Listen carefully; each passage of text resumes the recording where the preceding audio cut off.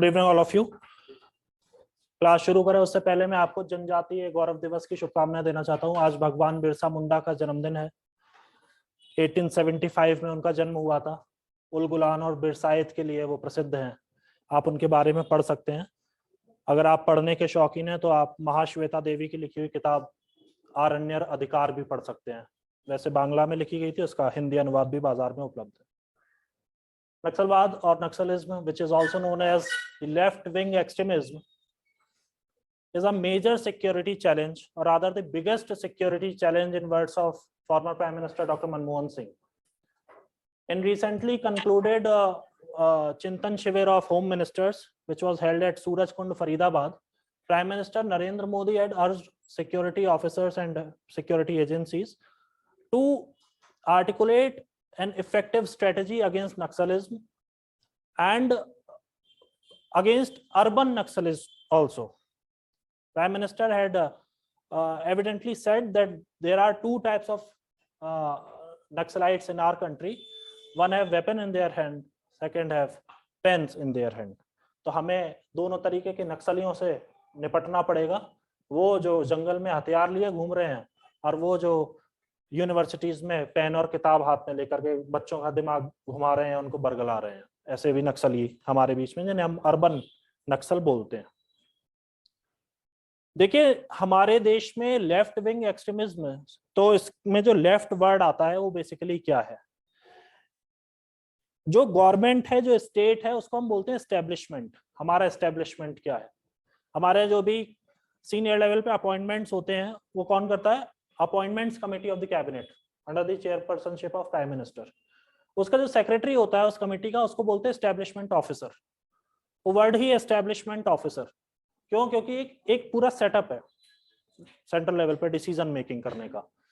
कोई भी दल या कोई भी विचारधारा जो उसके फेवर में है कि ये काम ऐसे होना चाहिए, एज पर द रूल होना चाहिए, एक एस्टेब्लिशमेंट है, सब कुछ अच्छे से चले, उसको हम बोलेंगे राइट विंग। और कोई ये बोलता है कि भाई कोई अगर एंटी एस्टेब्लिशमेंट है, कहता है नहीं ये सब गलत है, खराब है, उसको उखाड़ फेंको, रिवॉल्यूशन करेंगे और मारकाट मचाएंगे और नया सिस्टम लागू करेंगे, जो ख्वाबों की दुनिया में जी रहे हैं, उनको कहते हैं left wing, left wingers. Left wingers का मतलब है, और उनका बेसिकली जो बेस होता है ना, वो उन लोगों में होता है जो अंडर प्रिविलेज्ड हैं, जो वल्नरेबल है। हमेशा वो लोग जिनके पास गवर्नमेंट की सुख सुविधाएं अभी तक उस तरीके से पहुंच नहीं पाई। ऐसे जो भी लोग होते हैं वो उनको बहुत ही जल्दी इन्फ्लुएंस किया जा सकता है कि अरे देखो तुम्हारी तो जिंदगी ऐसे ही चल रही है, गुर्बत के दिन काट रहे हो तुम, सरकार ने आज तक तुम्हें दिया ही क्या है, क्यों तुम गवर्नमेंट के भी उसमें क्रांति करनी चाहिए, अब तो अपने हक के लिए लड़ने का समय आ गया है। और जो इस तरीके के लोग होते हैं, एक तो बेचारे पढ़े लिखे नहीं है, ना उनके पास नौकरी है, वक्त के मारे लोग हैं, उनको अगर कोई टारगेटेड इन्फ्लुएंसर अगर मिल जाए जो उनको इन्फ्लुएंस करेगा, बहुत जल्दी अच्छे उनको फल मिल जाते हैं। ठीक है, तो लेफ्ट विंग एक्सट्रीमिस्ट जो होते हैं उनका काम है कि जो एस्टेब्लिशमेंट है उसके खिलाफ लोगों को भड़काना, एंटी एस्टेब्लिशमेंट वाइब्रेशंस तैयार करना, और देश में जो डेवलपमेंट एक्टिविटीज हो रही हैं उन्हें स्टॉल करना, और रेबेलियस होकर के वायलेंट मेजर्स अपनाना, ये उनका काम होता है। इनकी विचारधारा जो है वो कम्युनिस्ट विचारधारा है। हमारे देश में कम्युनिज्म की शुरुआत अगर हम देखें तो 1920 से मानी जाती है। 1920 में 1920 में मानवेंद्र नाथ रॉय ने ताशकंद में सबसे पहली बार ये अनाउंस किया था कि कम्युनिस्ट पार्टी ऑफ इंडिया बनेगी। ठीक है, आपने ये सब पढ़ा है, पढ़ा होगा। पर आप अगर कभी भी ऑनलाइन देखें कि कम्युनिस्ट पार्टी कब बनी, तो वो 1925 दिखाता है। क्यों? क्योंकि कानपुर में एक कॉन्फ्रेंस हुई थी, सत्य भक्त नाम के कम्युनिस्ट लीडर थे, उनके समय में वो हुई थी, और उसमें मानवेंद्र नाथ रॉय, उनकी पत्नी, सब लोग थे, और सीनियर लीडर्स और भी थे, उन्होंने उसको अटेंड किया था। तो इंडियन सॉइल पे पहली बार फॉर्मली कम्युनिस्ट पार्टी जो बनी थी, that was in 1925 only. But communist party of India बनेगी ऐसी बात कही थी मानवेंद्र नाथ रॉय ने वे बैक इन 1920, 5 साल पहले उन्होंने वाली बात बोल दी थी। और वहां से वो गतिविधियां शुरू हुई थी कम्युनिस्ट पार्टी को लेकर के। उनका जो एलिनेशन था that was towards Russia obviously, क्योंकि रशिया में कार्ल मार्क्स और लेनिन और स्टालिन ये सब बड़े बड़े लीडर्स थे, ठीक है, और उनकी बातें सुनने में बहुत अच्छी लगती हैं। देखिए ये इत्तेफाक है कि अगर आप किसी भी कम्युनिस्ट लीडर जो अच्छा बोलने वाला है, अगर आप उनका स्पीच सुनेंगे ना, तो आपको लगेगा इनसे ज्यादा हितैषी ये समाज का कोई नहीं है, कोई दूसरा उनके जैसा सोच नहीं पाता है। बट बेसिकली प्रॉब्लम ये है कि उनकी जो बातें वो केवल बातें ही हैं, उसको ग्राउंड पे जब आप इम्प्लीमेंट करने चलेंगे तो आपको प्रॉब्लम समझ में आएंगी क्या है। जो कम्युनिज्म, जिसे हम हिंदी में साम्यवाद बोलते हैं, कि सबका एक जैसा हो, equal, it is not possible, ऐसा हो ही नहीं सकता। आप कितना भी अच्छा इकोनॉमिक डेवलपमेंट मॉडल ले आए, आप कितनी भी अच्छी मींस इक्विटी लेकर के आ जाएं इनकम डिस्ट्रीब्यूशन में, तब भी आप सबको एक बराबर ला करके नहीं खड़ा कर सकते। How can you say that a class 1 officer should get पे इक्विवेलेंट टू अ क्लर्क? फिर मतलब ही क्या हुआ? तो वो जो क्लास 1 ऑफिसर है वो क्यों मेहनत करेगा क्लास 1 बनने की? फिर हम क्लर्क ही ना बन जाएं? भाई अगर मैं आपसे पूछूं कि आज आप यहाँ इतनी मेहनत कर रहे हैं, तो आप कहेंगे कि सर हमें तो कलेक्टर बनना है। तो कलेक्टर क्यों बनना है? पटवारी बनो। भाई कलेक्टर की भी सैलरी उतनी, पटवारी की भी उतनी, चीफ सेक्रेटरी की भी उतनी, सबका एक जैसा घर, सबकी एक जैसी गाड़ी, कितना अच्छा है सुनने में। कोई सब एक जैसे कपड़े पहनेंगे, जैसे हम एक ड्रेस कोड तैयार करते हैं, व्हाइट कलर की शर्ट पहनेंगे, व्हाइट कलर की पैंट पहनेंगे, सब जेंट्स सारे एक जैसे दिखेंगे, कितना बढ़िया है ना। हमारे मन में यूनिफॉर्मिटी आ जाएगी ना, पर वो कब तक चलेगी? बोर नहीं हो जाएगा इंसान? है एक कैच मसाले का ऐड आता था, उसमें विद्या बालन बोली कि ये जिंदगी कितनी बोरिंग होती यदि सब एक ही जैसे नजर आते। कभी आप वो ऐड देखना, अगर सबकी शक्ल एक ही जैसी होती तो जिंदगी कितनी बोरिंग हो जाती। कम्युनिस्ट लाइफ एक बोरिंग लाइफ हो जाती है, इन द सेंस कि वहां पर उनका एक विचार है कि सब कुछ एक जैसा होना चाहिए। एक जैसा कैसे हो सकता है? मतलब practically it is not possible. 1946 हमारे देश की आजादी से ठीक एक साल पहले की बात है, आंध्र प्रदेश के नलगोंडा में पीजेंट्स ने मोर्चा खोल दिया लैंडलॉर्ड्स के खिलाफ। इससे पहले हम बस ये देखते आ रहे थे कि पीजेंट्स जो हैं वो रिवोल्ट करते हैं against the British regime, against the revenue policies of British government. वो एक्सटॉर्शन करते थे, उनको परेशान करते थे, उनके खिलाफ। पर अब की पहली बार ऐसा देखा गया नलगोंडा में कि जो बड़े लैंडलॉर्ड्स हैं उनके खिलाफ अब वहां पे आवाज उठनी शुरू हो गई है, उनकी लैंड को कन्फिस्केट किया जा रहा है, और लोग जो है अपने हक की बात कर रहे हैं। वो कह रहे हैं ये इतनी सारी जमीन तुम्हारे पास नहीं रहेगी, हम इसे बांट लेंगे। ऐसी बात 1946 में सबसे पहली बार नलगोंडा आंध्र प्रदेश में देखने को मिली थी। बट पुलिस लगाई गई, आर्मी और पुलिस की मदद से उस रिवोल्ट को बहुत जल्दी कंट्रोल कर लिया गया और वो ज्यादा चल नहीं पाया। ये एक घटना है। ये पहला एक एग्जाम्पल है जब ऐसा देखा गया कि पीजेंट्स ने या ट्राइबल लोगों ने लैंडलॉर्ड्स के खिलाफ, वेल्थ के खिलाफ आवाज उठाई थी। बेसिकली वेल्थ के खिलाफ आवाज उठाई थी, टैक्सेशन पॉलिसी के खिलाफ नहीं।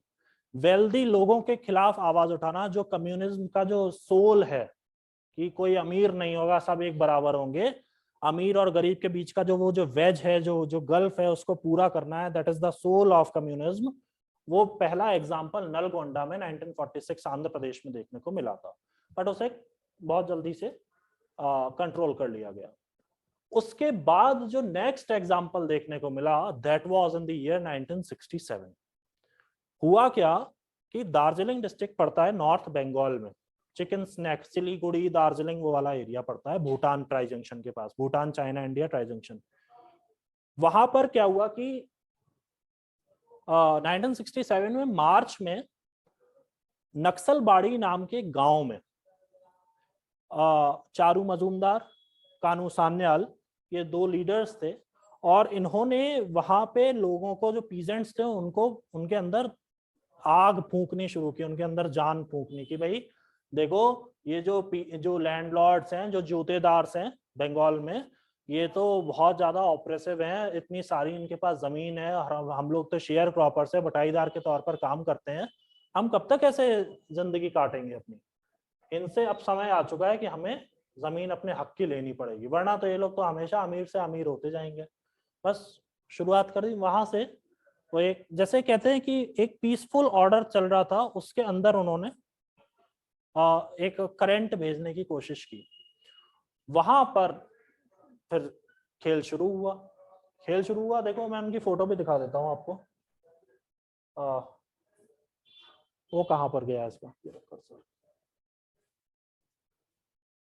जो ये रहे हमारे चारू मजूमदार, चारू मजूमदार, देख रहे हैं, पतले दुबले। इन्होंने पूरा खेल करवा दिया था। कौन इनको देख के कहेगा कि ये ऐसे भी हो सकते हैं। और इनके एक साथी भी थे,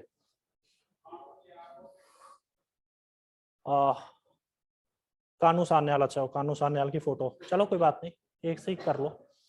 चारू मजूमदार जो थे, तो चारू मजूमदार, कानू सान्याल, इन दोनों लोगों ने अपना वो जो है गेम शुरू किया। वहां पर पीजेंट्स ने अटैक करना शुरू किया। किनके ऊपर? जोतेदार्स के ऊपर।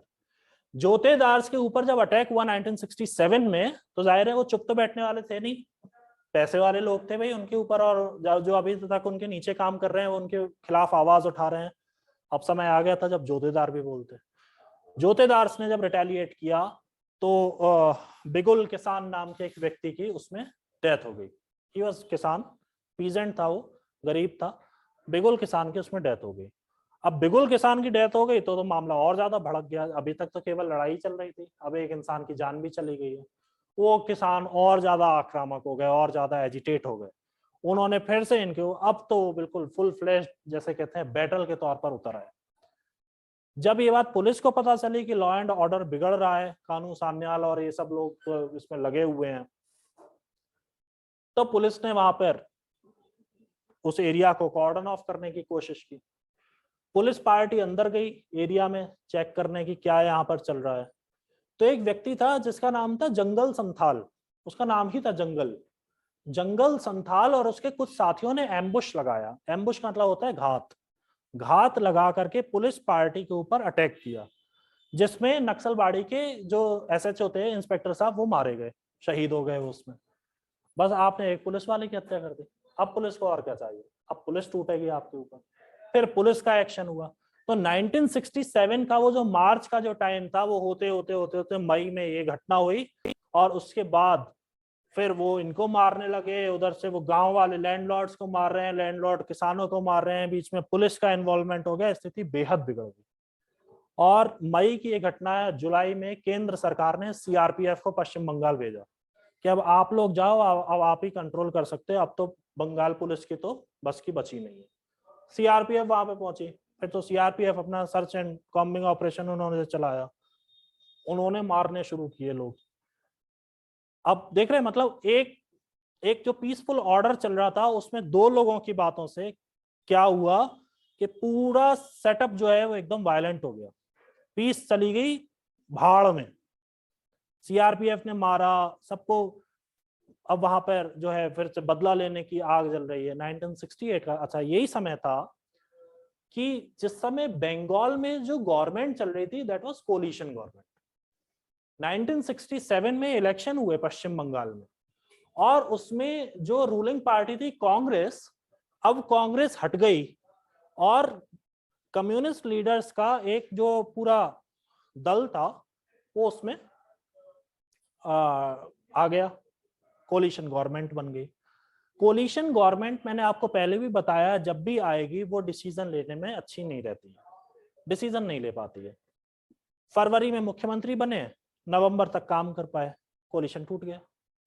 अब नवंबर में नए मुख्यमंत्री बनेंगे, नए मुख्यमंत्री बने, उन्होंने अगली मार्च तक काम किया, तब तक आ गया मार्च 1968। केंद्र सरकार ने देख लिया कि स्थिति बहुत ज्यादा खराब हो गई है और लोग संभाल ही नहीं रहे हैं, स्टेट गवर्नमेंट अपने में उलझी हुई है और यहाँ पे स्थिति बिगड़ती चली जा रही है। उन्होंने प्रेसिडेंट रूल इम्पोज कर दिया, राष्ट्रपति शासन। राष्ट्रपति शासन का मतलब क्या है कि गवर्नर अब सेंटर के ऑर्डर के डायरेक्शन के अकॉर्डिंग अब स्टेट में काम करेंगे, और जो डीजी और रूलर होगा वो होगा the chief secretary of state, वो अब पूरे स्टेट को चलाएगा। ठीक है, जब एडमिनिस्ट्रेशन के पास पावर आ जाती है फिर तो वो तो गजब कर देते हैं। उन्होंने इन लोगों को दबाना शुरू किया। ये जो वक्त था 1967 का, इसमें 1967 और 68 के बीच में ये लोग इतने ज्यादा इन्फ्लुएंस इन्होंने कर दिया था लोगों को कि बहुत ज्यादा बड़ी तादाद में लोग इनके साथ अब जुड़ने लगे थे, इनके विचारों से इत्तेफाक रखने लगे थे कि हाँ ऐसा पॉसिबल है, अमीरों को मारेंगे और इनकी जो प्रॉपर्टी है उसे अपने छीन लेंगे, सब आपस में बांट लेंगे। मतलब कितने वायलेंट थॉट्स हैं, केवल इसलिए कि विप्लव करना है। विप्लव करना है, रेबेलियन, फिर से पूरा एक नया सेटअप बनाएंगे। 1968 में ये सब लोग एक हुए और जितने भी कम्युनिस्ट माओइस्ट लीडर्स थे इन्होंने एक अपने एक यूनियन जैसी बना ली थी। उसका इन्होंने नाम रख दिया था कम्युनिस्ट, देखिए मैं आपको नाम बताऊं,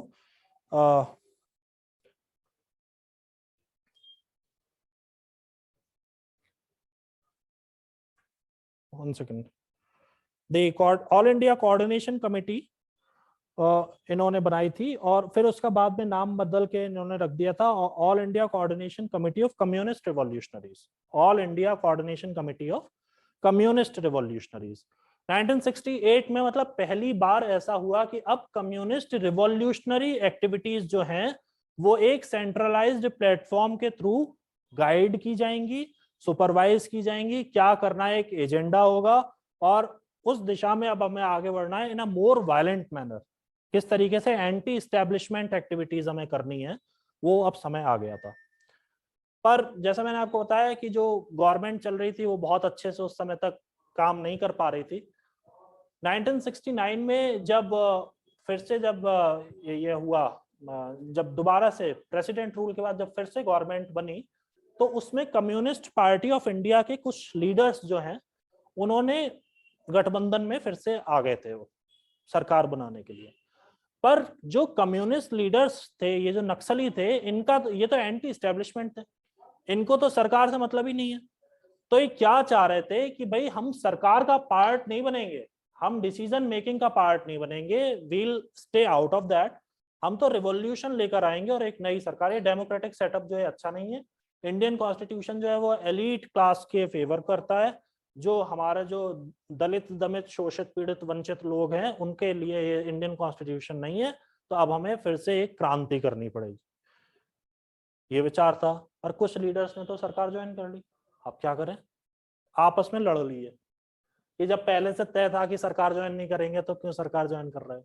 उन्होंने सरकार ज्वाइन नहीं करेंगे तो डिसीजन कैसे लेंगे। भाई उनकी बात सही थी, आप सरकार में अगर आपको कुछ चेंज करना है तो आप सिस्टम का पार्ट बनो, सिस्टम में बाहर रह करके आप कैसे कह सकते हैं कि भाई हम इसको दुरुस्त कर देंगे। दोनों लोग अपनी अपनी जगह पर ठीक थे, शिज्म हो गया, टूट गए आपस में और एक नई पार्टी बन गई, that was CPI, Marxist Leninist, communist party of India Marxist Leninist.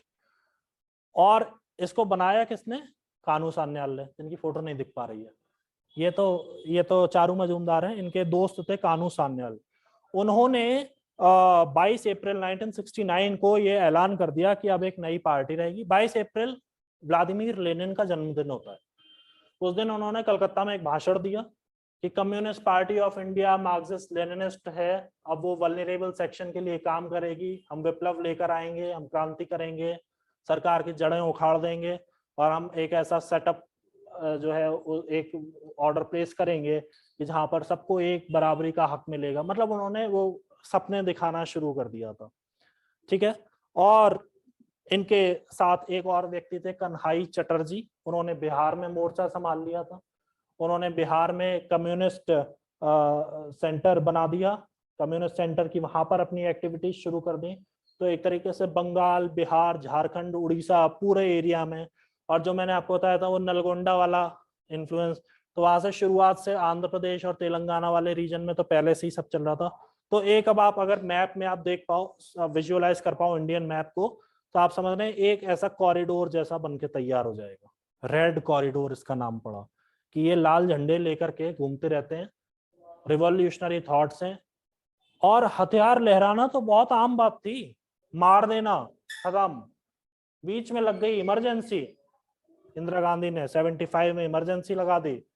75 तक जो है थोड़ा जो हल्का पड़ा भी था ना, वो इंदिरा गांधी की इमरजेंसी ने वो ताबूत में आखिरी कील और ठोक दी। आपने अगर हिस्ट्री में पढ़ा हो 1934 में कांग्रेस सोशलिस्ट पार्टी बनी थी, जयप्रकाश नारायण, राम मनोहर लोहिया, मीनू मसानी, अच्युत पटवर्धन, ये सब लोग उसमें थे। इन लोगों को तो मौका मिल गया, इन्होंने कहा अरे वाह इमरजेंसी लग गई, इमरजेंसी में लोग अरेस्ट किए जा रहे थे, वो एक न्यूज में आने का, अपनी पॉलिटिक्स चमकाने का एक अभूतपूर्व मौका था जो पॉलिटिशियंस को मिल ही गया था। उन्होंने कहा कि अब बस काम करते हैं। जयप्रकाश नारायण के पूरा वो करने पे तो इमरजेंसी लगी थी, जेपी आंदोलन चल ही रहा था। जेपी आंदोलन में कम्युनिस्ट लीडर्स बहती गंगा में हाथ धोने के लिए सारे के सारे आ गए और इन लोगों ने खूब उसमें धमाल मचाया, खूब इनको नाम मिली, शोहरत मिली। इंदिरा गांधी तो आज तक बदनाम है, इमरजेंसी को काला दिन के तौर पर अभी तक मनाया जाता है। ठीक है, 1980 का जो समय आया तो एक नया आंध्र प्रदेश में, उसी आंध्र प्रदेश में जहाँ थोड़ा हल्का भी पड़ा था, वहां पे बना पीपल्स वॉर ग्रुप। ठीक है, और पीपल्स वॉर ग्रुप बना कोंडापल्ली सीतारामैया ने आंध्र प्रदेश में 1980 में बना दिया। मैं अभी सब लिखवा दूंगा आप लोगों को। और इन लोगों ने जबरदस्त तरीके से अटैक करने शुरू किए, गोली मारना, असैसिनेशन करना, बम विस्फोट करना, ऐसा आतंक मचा दिया पूरे एरिया में कि गवर्नमेंट जो है वो परेशान हो गई, आंध्र प्रदेश सरकार। उन्होंने कहा ये कर क्या रहे हैं, क्यों हमारे पीछे पड़ गए। वही एंटी एस्टेब्लिशमेंट रेबेलियन लेकर आएंगे, नई सरकार बनाएंगे, सबको एक जैसा मिलेगा। गवर्नमेंट कह रही है हम दे तो रहे हैं भैया, हमसे बात तो करो आप आकर के, हम तो पीस टॉक्स चाह रहे हैं, कुछ भी कर रहे हैं। और ना, बड़े बड़े लोगों को चुन चुन के एक हिट लिस्ट बना ली गई है, उनकी हत्याएं की जा रही हैं कहीं पर भी। लोग ये समझ नहीं पाए कि हो क्या रहा है, और यही वो पॉइंट था जहां पर इनकी इमेज खराब हो गई। पीडब्ल्यूजी की एक्टिविटीज से इतनी इमेज खराब हुई क्योंकि जब अखबारों में वो खबर छपती थी तो उसमें छपता था कम्युनिस्ट आइडियोलॉजी, कम्युनिस्ट आइडियोलॉजी। तो जो सीपीआई एमएन रॉय ने जो सपना देखा होगा वो सारा का सारा इन लोगों ने इमेज खराब करवा दी। अब क्या हो गया कि ये तो कम्युनिस्ट वाले हैं तो वो नक्सलवादी हैं, ये तो गोलियां मारते हैं, हो गया। क्योंकि जो इंसान पूरे दिन अखबारों में पढ़ रहा है, जैसे जिसकी जो इमेज बन जाए। जैसे आजकल एक कम्युनिटी है, उसकी इमेज ये बन गई है कि ये भारत को तोड़ना चाहते हैं, कनाडा में रेफरेंडम हो रहा है, क्या क्या हो रहा है। ठीक है, और जबकि वही कम्युनिटी है जिसका फौज में, इंडियन आर्मी में सबसे ज्यादा वो लोग रहते हैं, पर वो कटघरे में खड़े हो गए। क्यों? क्योंकि हम पूरे दिन अखबारों में जो हमें फीड किया जा रहा है ना, है ना, तो वो वाली चीज आ रही है। इसलिए अब वही लोगों के बीच में इनकी एक्सेप्टेबिलिटी कम हो गई, इनकी इमेज टार्निश हो गई, एक्सेप्टेबिलिटी कम हो गई। लोगों ने इन्हें एक आतंकवादी के तौर पर देखना, एक सिक्योरिटी चैलेंज के तौर पर देखना शुरू कर दिया। इन लोगों को पता चल गया कि ऐसा हो रहा है, अब क्या करें। जैसे तैसे तो अपने आप को संभाला था, इमरजेंसी का मौका भुनाया था, आगे बढ़ रहे थे, पर ये तो पब्लिक तो हमको पसंद कर ही नहीं रही है। समय बीतता गया, 2004 में फाइनली जाकर के एमसीसी और पीडब्ल्यूजी, जो पीपल्स वॉर ग्रुप जो धमाल मचा रही थी, वो दोनों एक हो गए 2004 में। 2004 में ये जब दो आतंकी संगठन एक हो गए, नक्सलवादी संगठन, उसके बाद तो एक ऐसी फॉर्मिडेबल फोर्स बन गए कि अब तो गवर्नमेंट बिल्कुल ही परेशान हो गई। पहले तो आंध्र प्रदेश की सरकार परेशान थी, अब गवर्नमेंट ऑफ इंडिया परेशान हो गई। आप समझिए 2019 की पीआईबी की रिपोर्ट है, मैंने आज उसका स्क्रीनशॉट भी लिया था। अब तो खैर यूपी वगैरह फ्री करा दिए गए हैं। एक समय था कि लगभग 100 से ज्यादा तो जिले इन्होंने अपने कब्जे में कर लिए, जिसमें आंध्र प्रदेश, बिहार, छत्तीसगढ़, झारखंड, केरल, एमपी, महाराष्ट्र, उड़ीसा, तेलंगाना, उत्तर प्रदेश, वेस्ट बंगाल, और इनके टोटल ये देख लो 90 डिस्ट्रिक्ट हैं, 11 स्टेट्स हैं। ये 2019 की है, पीआईबी की रिपोर्ट है। इसको कम किया गया है, 41 डिस्ट्रिक्ट्स पर आ गए हैं। ठीक है, और ये 2019 में, और उससे पहले की बात है, सॉरी 2010 का ये शायद डेटा है, और इससे एक साल पहले ये 180 डिस्ट्रिक्ट्स में थे। ठीक है, तो आप लगा लो मतलब 200-250 जिलों में इन लोगों का इन्फ्लुएंस उस टाइम में था, जिसे आप कम करते करते करते करते गवर्नमेंट 41 डिस्ट्रिक्ट्स पे ले आई है। 2004 में एक हो गए इन्होंने, फिर सुकमा, दंतेवाड़ा, नारायणपुर, जो छत्तीसगढ़ का जो एरिया है, वहां पर फिर अपना खेल करना शुरू किया। लगातार सीआरपीएफ की पार्टीज के ऊपर अटैक करना, जो भी डेवलपमेंट एक्टिविटीज हो रही हैं उनको। अच्छा, ये सबसे बड़ी प्रॉब्लम है। देखो, गवर्नमेंट कंफ्यूज्ड है, करें क्या? हम नक्सलवाद को सिक्योरिटी चैलेंज माने कि हम इसे सोशल इशू माने? भाई वो कह रहे हैं हम गरीब हैं, हम वल्नरेबल हैं, हमारे पास स्कूल नहीं है, हमारे पास हॉस्पिटल्स नहीं है, हम हमारे बच्चों के लिए भविष्य के लिए कुछ नहीं है, एम्प्लॉयमेंट नहीं है। गवर्नमेंट उसे क्रिएट करती है, तो आप आईईडी का ब्लास्ट कर देते हैं। तो अब सरकार ये समझ नहीं पा रही कि हम इन्हें सिक्योरिटी चैलेंज माने, कि हम इनको सोशल इशू माने, कि हम इन्हें मेंटल माने, हैं कौन आखिर? समझ ही नहीं पा रहे हैं। जैसे सीआरपीएफ का जब अटैक हुआ था दंतेवाड़ा में, मुझे ध्यान है, सड़क बन रही थी, वहां पे आईडी ब्लास्ट कर दिया। तो सड़क अगर बन रही है, किसका फायदा होगा? जो जिस गांव तक वो सड़क जा रही है, गांव नक्सलियों के गांव है वो सारे। इसमें पिस्ता कौन है सबसे ज्यादा? नक्सल ही अटैक हो जाए तो आपको मुझको कोई इम्पैक्ट नहीं पड़ता, क्योंकि हम उस एरिया से बहुत दूर है। छत्तीसगढ़ के शहरों में रहने वाले लोगों को भी उसका कोई असर नहीं पड़ेगा। प्रॉब्लम में पड़ता है उसी गांव का इंसान, क्योंकि ब्लास्ट हुआ है। अब ब्लास्ट में तो चलो सिक्योरिटी फोर्सेस के जवान शहीद हो गए, पर जब वो सर्च ऑपरेशन चलाएंगे तो किसके घर खंगाले जाएंगे? उन्हीं लोगों के जो वहां पे रह रहे हैं। कश्मीर में क्या होता था, आतंकियों ने अपना काम कर दिया।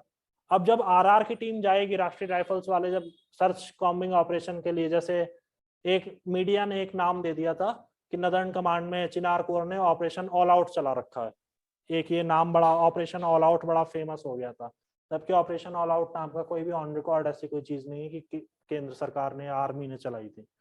ऑपरेशन ऑल आउट में मीडिया ऐसा बोलती थी कि घर खंगाले जा रहे हैं लोगों के, उनके जो ट्रंक्स हैं जिसमें बिस्तर वगैरह रखे रहते हैं, खोल खोल के आर्मी चेक कर रही है उसमें क्या कहीं हथियार तो नहीं छुपे हुए हैं। जो नीचे कारपेट्स बिछे हैं उन्हें उठा उठा के देखा जा रहा है, कोई ऐसा तो नहीं है सुरंग बना रखी है क्या है। तो कौन परेशान हो रहा है? सिविलियंस। ऐसे ही सिविलियंस वो हैं।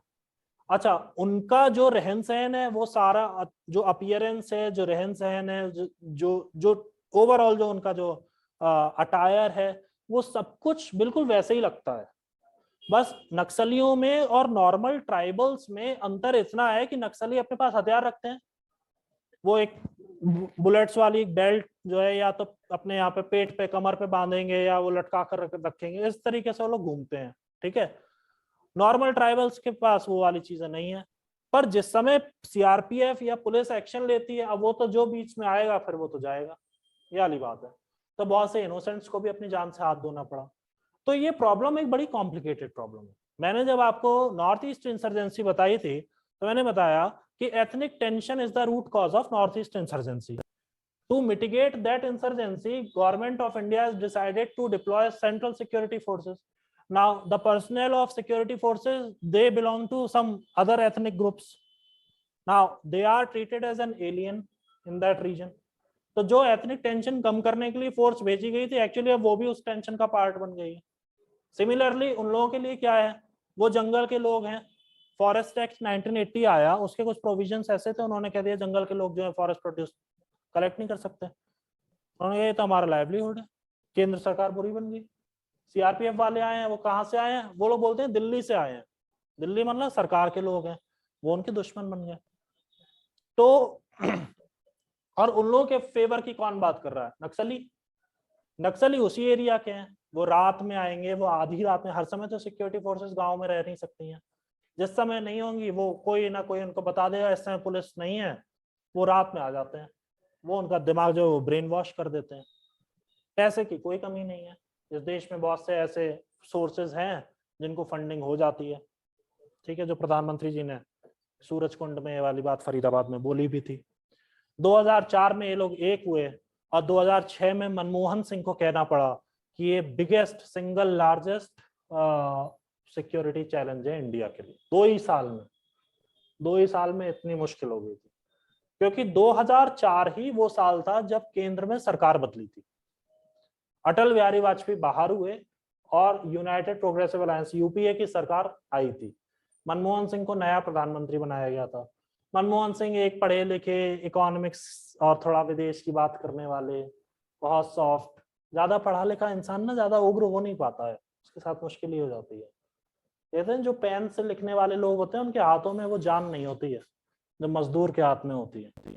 ये क्या कहा, क्योंकि लेवल ऑफ इंटेलेक्ट की बात होती है ना, जो ज्यादा पढ़े लिखे लोग हैं वो, तो उन्होंने पहले ये सोचा कि हम इसको थोड़ा सॉफ्ट तरीकों से देखेंगे इस विषय को।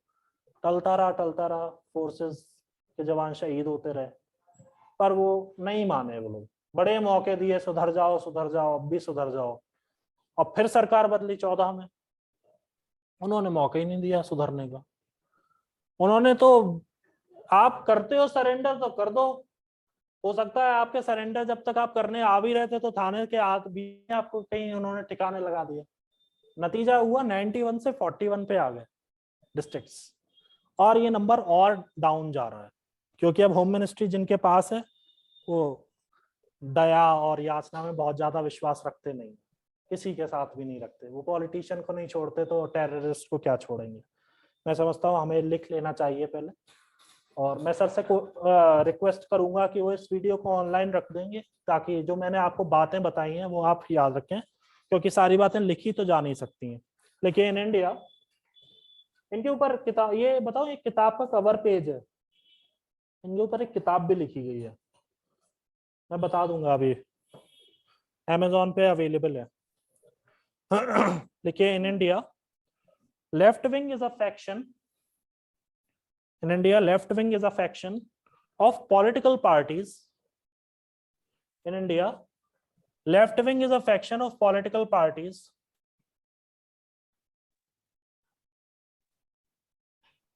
who believe in communism,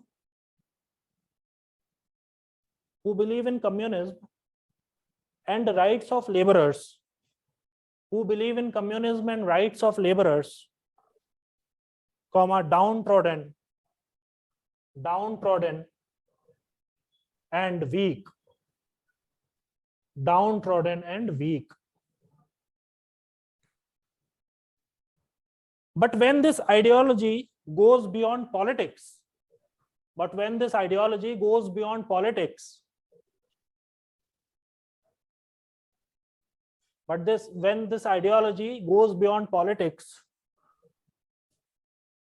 and turns rather violent,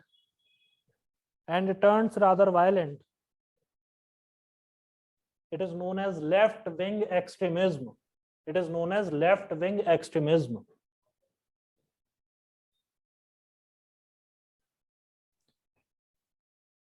These extremists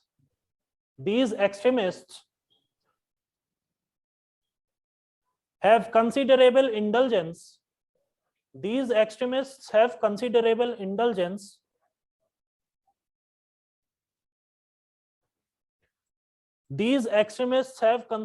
indulgence in activities which are anti-establishment in nature.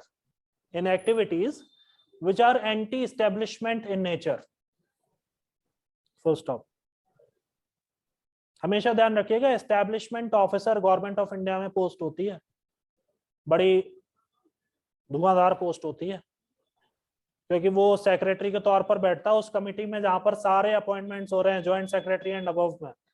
और अपॉइंटमेंट में तो आप जानते ही हैं कि सबकी अभिलाषा होती है अच्छे पोस्ट पे बैठने के लिए, फिर वो कांटेक्ट करते हैं जो ऑलरेडी वहां पे बैठे हुए उन लोगों से, कहते हैं भैया तुम हमारी बात आगे तक पहुंचा देना।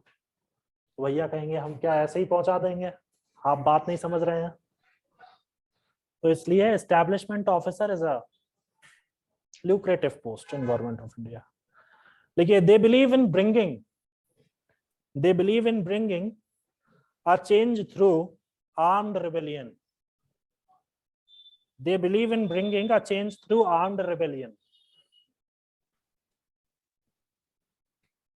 जैसे आज भी स्टेट गवर्नमेंट के विभागों में आप कोई अच्छा काम कराने जा रहे हैं तो वो आपसे बोलेंगे मिठाई नहीं खिलाई आपने, और अगर आपने मिठाई खिला दो तो चिढ़ जाएंगे। तो कीवर्ड होता है मिठाई।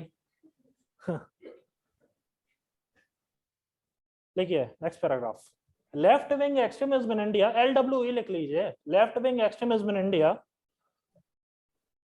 is colloquially known as COLLOQUIALLY, colloquially known as naxalite और माओइस्ट मूवमेंट, नक्सलाइट और माओइस्ट मूवमेंट, तो stop.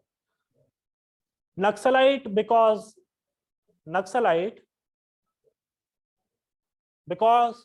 it was founded in Naxalbari, West Bengal. Naxalite because it was founded in Naxalbari, West Bengal. And Maoist because it is influenced by the ideology of Mao Zedong. And Maoist because it is influenced by the ideology of Mao Zedong. इन्हें Europeans Mao Zedong बोलते हैं। Name is Mao Tsetung, TSETUNG। Chinese में या Tibetan में जब से लिखते हैं तो वो हमेशा आधा ता आ जाता है बीच में, हिंदी में भी आधा ता लगाना पड़ता है। देखिए यहाँ एक तिब्बतन लाइब्रेरी आप गए वहां पे टोंगसेन में, वो उसमें वो तिब्बतन लैंग्वेज सिखाते हैं। मनदीप सर एक दिन बोले कि मैं सीख रहा हूँ, मैंने सर बोलेंगे किससे सीख तो रहे हैं। देखिए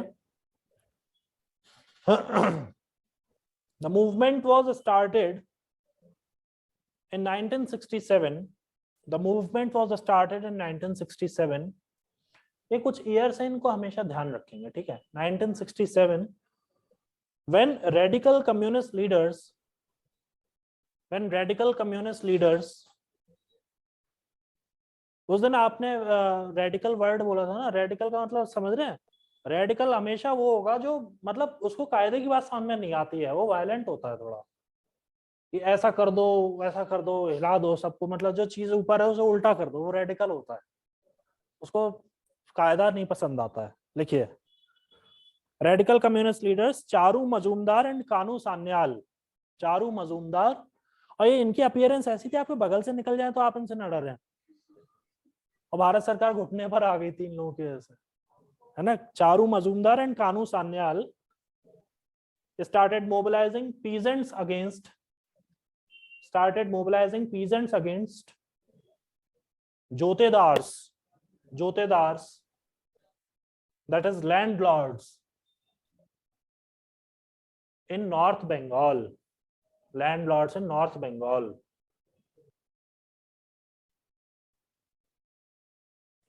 Stop. In 1967, Kanu Sanyal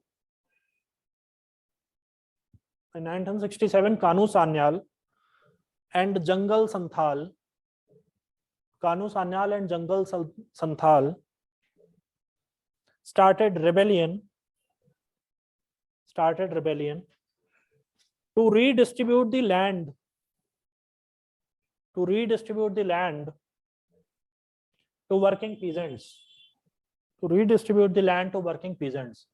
देखिए रिवीजन करने का बहुत अच्छा एक तरीका ये है कि अगर आपको कोई एक मेजर इवेंट पता चलता है कि आज हम ये चीज को कमेमोरेट कर रहे हैं, ऑब्जर्व कर रहे हैं, तो अगर वो आपके पास कंटेंट अवेलेबल है तो आप उसको एक बार खोलिए, बहुत अच्छा रहेगा। जैसे आज हम जनजाति गौरव दिवस मना रहे हैं, तो हम बिरसा मुंडा के बारे में पढ़ लें, जहाँ पर ट्राइबल रिवोल्ट हमने देखे हैं। तो मुंडा रिवोल्ट क्या था, उलगुलान क्या था, महाश्वेता देवी को साहित्य अकादमी पुरस्कार मिला था आरण्य अधिकार के लिए। तो सारी चीजें एक बार अगर हम पढ़ लेंगे तो वो रिफ्रेश हो जाती है, धूल हट जाती है, ठीक है। तो उनके बारे में पढ़ेंगे। बिरसायत क्या था, उन्होंने एक पंथ बनाया था बिरसायत, कि क्रिश्चियन मिशनरीज हैं, वो बहुत ज्यादा इन्फ्लुएंस कर रही हैं लोगों को। अभी भी सुप्रीम कोर्ट में आजकल बहस चल रही है, पता है? आज ही के अखबार में कल सुप्रीम कोर्ट ने ऑब्जर्व किया कि जबरन धर्म परिवर्तन कराना ये नेशनल सिक्योरिटी के लिए थ्रेट है। सुप्रीम कोर्ट कह रही है, मैं नहीं कह रहा, कि आप किसी, उसमें solicitor general of India Tushar Mehta ने कहा कि सर चावल देते हैं, नमक देते हैं, आलू देते हैं, उसके लिए कहते हैं धर्म बदल लो। तो सुप्रीम कोर्ट ने कहा कि ये बहुत बड़ा खतरा हो गया है, ऐसा नहीं कराना है। और देख लीजिए कल ही उन्होंने कहा, और कल ही एक घटना सामने आ गई है, बेहद खौफनाक भी और शर्मनाक भी है। दोनों ही चीजें एक साथ है। क्या करेंगे कि इंसान का दिमाग कहाँ जा रहा है, ऐसा में नहीं आता। वो क्या भोजन कर रहे होंगे, भाई गुस्सा आता है, एक इंसान, मान लीजिए मुझे गुस्सा आया, मैंने अपना फोन उठा के पटक दिया, ये चकनाचूर हो गया, अब मेरा गुस्सा शांत हो गया। अब मैं जब गुस्सा शांत हो जाएगा तो मुझे अपने ऊपर अफसोस लगेगा, मैंने अपना नुकसान कर लिया, मैं उसको, उसके जो मॉर्टल रिमेन्स होंगे उन्हें बटोरूंगा और कूड़े के ढेर में फेंक के आऊंगा। पर ऐसा भी कैसा गुस्सा, आपने गुस्से में आके इंसान को मार दिया, तब भी आपका गुस्सा नहीं शांत हुआ, फिर आप एक फ्रिज भी खरीद लाए, फिर आपका गुस्सा, फिर आपने आरा खरीद लिया, आपने उसको काट दिया, 18 दिन में गुस्सा शांत नहीं हुआ आपका, भाई वाह, मानना पड़ेगा। तो इस ऊर्जा को अगर हम एक अच्छा डायरेक्शन दें, आप बॉर्डर पे जाओ, मारो उन लोगों को, पाकिस्तानियों को खत्म करो, वो लड़की को बेचारे को मार दिया, निहत्ते को, तो ये तो भाई, तो नेशनल सिक्योरिटी के लिए धर्म परिवर्तन खतरा है। अब तो सुप्रीम कोर्ट ने भी बोल दिया है, तो मुझे कहने में कोई गुरेज नहीं है। तो जो हमारे भगवान बिरसा मुंडा थे, वो समझ गए थे कि क्रिश्चियन मिशनरीज हैं, ये आलू नमक और गेहूं बांट बांट के लोगों का ईसाई बना रही हैं, जबकि उनका अपने जो बिलीफ्स थे वो एनिमिज्म के थे, कि जंगलों को पूजना है, जानवरों को पूजना है। उन्होंने उनको एक नई विद्या सिखा दी थी कि ईसा मसीह की पूजा करनी है। तो उन्होंने कहा नहीं, अब बिरसायत अपनाना पड़ेगा, तो बिरसायत एक उन्होंने वो चलाया था, उसके बारे में देखेंगे। ये चीज मैंने, क्योंकि आई एम फ्रॉम केंद्रीय विद्यालय, मैंने तो पर्सनली देखा, जब मैं पढ़ रहा था तो सुप्रीम कोर्ट में एक बार केस चला गया, शायद पीआईएल, वो शायद खारिज भी हो गई थी फिर बाद में। ये तो पीआईएल नया धंधा चल गया, बिजनेस बना लिया लोगों ने अपना, पीआईएल लगा दी सुप्रीम कोर्ट ऑफ इंडिया में कि ये केंद्रीय विद्यालय में वो एक हम लोग प्रेयर गाते थे, दया करदान विद्या का हमें परमात्मा देना, तो उससे पहले भी और उसके बाद भी हम श्लोक बोलते थे संस्कृत में, अस्तो मा सद्गमया, और उसके बाद हम बोलते थे ओम सहना भवतु सहनो भुनक्तु सह वीर्यम करवावहै। तो एक ये हमारे संस्कृत के श्लोक बोला करते, तो ये हिंदू बना रहे हैं बच्चों को। अरे भाई, आप वो जो संस्कृत का श्लोक है, आप उसका वर्बेटम इंग्लिश और हिंदी दोनों में, और अपनी रीजनल लैंग्वेज जो आपकी बुद्धि में घुसे, आप उसमें उसका अर्थ पढ़ लो। वो कह रहे हे भगवान, टीचर और बच्चा दोनों दोनों रिक्वेस्ट कर रहे हैं कि हम दोनों साथ में पढ़ें, साथ में बढ़ें, ओम सहना भवतु सहनो भुनक्तु करवावहै, है ना, बहुत अच्छा श्लोक है। वो हिंदू बना रहे हैं बच्चों को, ओ लॉर्ड माई गॉड गा रहे हैं, तो वो ईसाई नहीं बना रहे हैं। तो ये तो थोड़ा सा देखने वाली बात है, यहाँ पे अलर्ट होने की जरूरत है। तो ऑनरेबल सुप्रीम कोर्ट का जो ऑब्जर्वेशन है उसको देखना पड़ेगा कि उन्होंने क्या कहा है, कौन कौन लोग जजेस हैं, बेंच में हैं, और उनका क्या क्या ऑब्जर्वेशन है। लिखिए,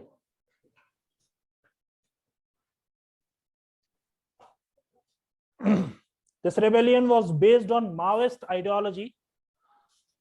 This rebellion was based on Maoist ideology to capture state power through to capture state power through a combination of armed insurgency, mass mobilization and strategic alliance। तीनों चीजें हैं, armed insurgency, mass mobilisation and strategic alliance.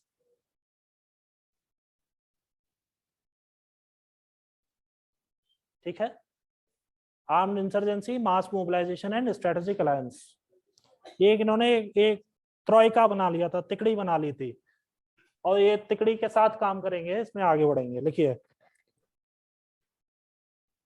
in present time it is seen as the single largest security challenge in India। in present time it is seen as single largest। भाई ऐसा है ना कि terrorist कहां से आ रहे हैं, कश्मीर से, बॉर्डर के उस पार से, क्योंकि बहुत से, एक्चुअली फिजियोग्राफी ऐसी है, बहुत से नदी नाले, अगर आप जीपीएस पे देखेंगे ना, अगर आप केवल एक झेलम नदी को जीपीएस में सर्च कर लो, कभी खाली टाइम में ऐसा भी करना कि जीपीएस में कश्मीर में देखें झेलम कहां से कहां बहती हुई जा रही है, और पाकिस्तान तक जाओ पूरा बहती हुई, तो आपको पता चलेगा कि बड़े चौड़े चौड़े नदी जैसे नाले हैं, बेसिकली बरसाती नाले, वो नाले आ रहे हैं। तो नालों के ऊपर आप तार तो लगा नहीं सकते, है ना। एक गाना था रिफ्यूजी मूवी का, पंछी नदियां पवन के झोंके, कोई सरहद ना इन्हें रोके। तो आप जो नेचुरल चीजें उन्हें तो रोक नहीं सकती कोई सरहद, उसमें क्या करते हैं, वो अपनी सांस रोक करके अंदर हो जाते हैं पानी में और तैरते हुए भारत में आ जाते हैं, और फिर यहाँ आके उनके सांस में सांस आ जाती है और फिर वो भूचाल मचाते हैं। तो यह है, पर उसके लिए हमारे पास एक आर्मी है और हम उनको एक एलियन फोर्स के तौर पर ट्रीट करते हैं और हम उन्हें मार गिराते हैं वहीं पे।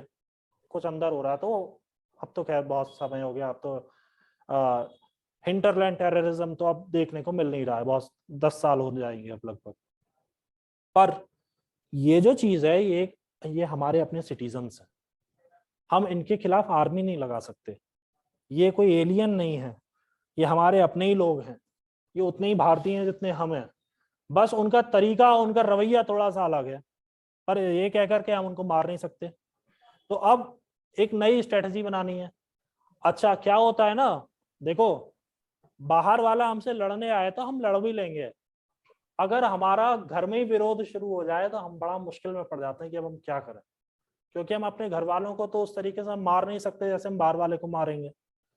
जैसे आज आपसे कोई लड़ ले, कोई एट रैंडम कोई इंसान आपके ऊपर हाथ उठा दे तो आप हो सकता है कि गांधीवाद को भूल जाएंगे और दूसरा वाद जो है उसे अपना लेंगे और पीट देंगे उसे ही पकड़ के।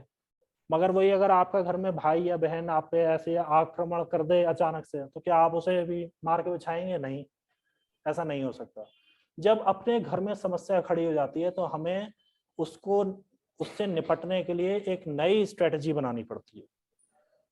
और भाई सरकार है, वो तो हमारे सरकार है, माई बाप बोला जाता था उन्हें, गवर्नमेंट है, वो तो सब कुछ वही कर रही है हमारे लिए, वो तो हमारे पिता तुल्य हैं, सरकार में बैठे लोग हैं, और यहाँ पे बच्चे हैं। अब समझ लो माता पिता और बच्चों की लड़ाई हो गई है, तो गवर्नमेंट थोड़ा सा न्यूट्रल होकर चलती है। गवर्नमेंट कहती है अरे ठीक है हम देख रहे हैं, कर रहे हैं, फिर से बातचीत, फिर कमेटी बना दी, फिर कोई अफसर बना दिया, कोई पीस टॉक्स के लिए कर दिया। अब जब नहीं सुनोगे तो फिर तो कोई कितना वो करेगा, हम भी कितना नुकसान सहेंगे। बात है ना, एक सैनिक की जान अमोल होती है, उसका कोई मोल नहीं है, और यहाँ तो जाने कितने सैनिक शहीद हो गए हैं सीआरपीएफ के। तो अब लिमिट क्रॉस होती जा रही है, इसलिए 2006 में ऑनरेबल प्राइम मिनिस्टर को ये कहना पड़ गया कि अभी ये सिक्योरिटी का बिगेस्ट चैलेंज है और अब समय आ चुका है जब हमें इनके खिलाफ बिगुल फूंकना पड़ेगा और हमें अपनी सिक्योरिटी एजेंसीज को लगाना पड़ेगा, इंटेलिजेंस को दुरुस्त करना पड़ेगा। सीआरपीएफ तो केवल गोली से वो जंगल में काम कर रही है, कौन वो लोग हैं जो इनकी फंडिंग कर रहे हैं? अच्छा सीपीआई-एम अगर कभी आप नाम सुने हैं ना, तो ये मत सोचना कि नक्सलवादी है। दो तरीके के सीपीआई-एम है, एक है communist party of India Marxist और एक है communist party of India Maoist, तो उसमें कंफ्यूज ना हो जाएं। सीपीआई-एम जिसको हम पॉलिटिक्स में सुनते हैं जिसका नाम, उसके सीताराम येचुरी जनरल सेक्रेटरी हैं।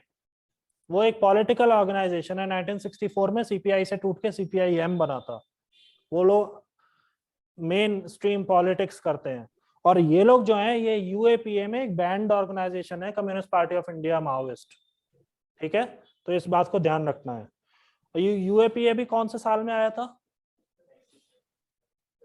और ये इन्होंने मजूमदार साहब ने अपना ऑर्गेनाइजेशन कब बनाया, समझ रहे हैं?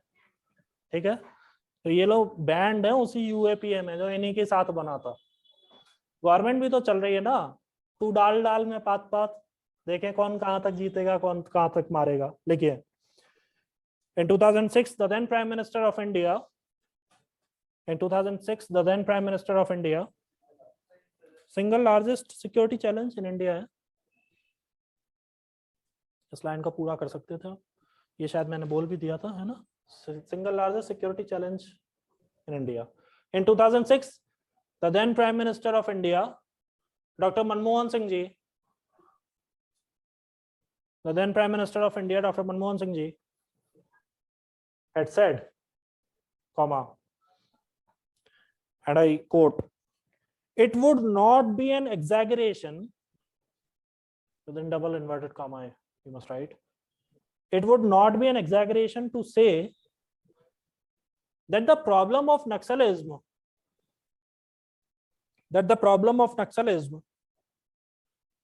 is the single biggest internal security challenge. That the problem of Naxalism is the single biggest internal security challenge single biggest internal security challenge ever faced by our country, ever faced by our country.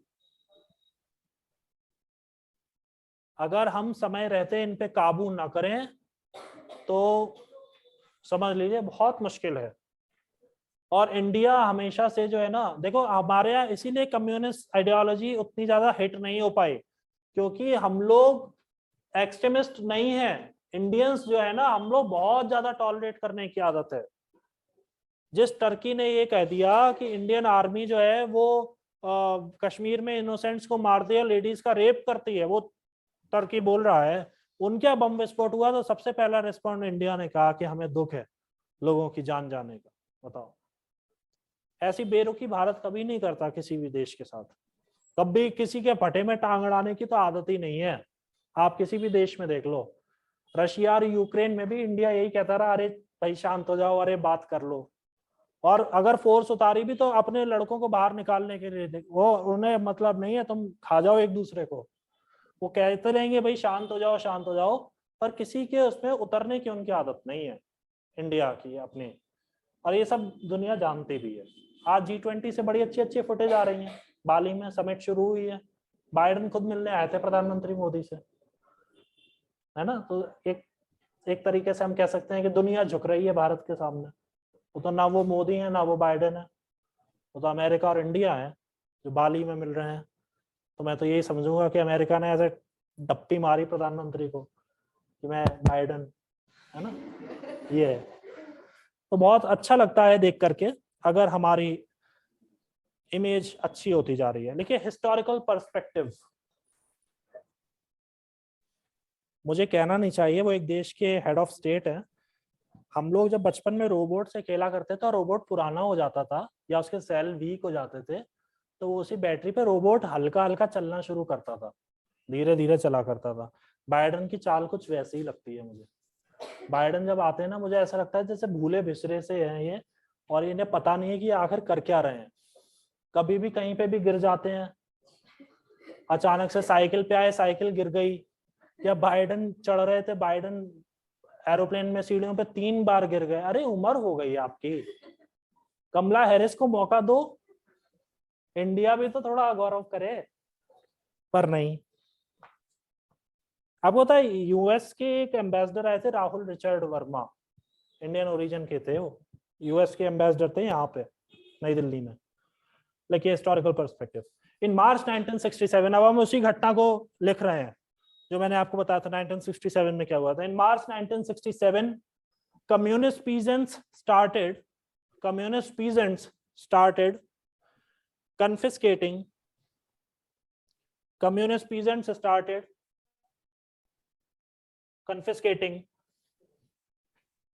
the lands of jotedars in Naxalbari, Khoribadi,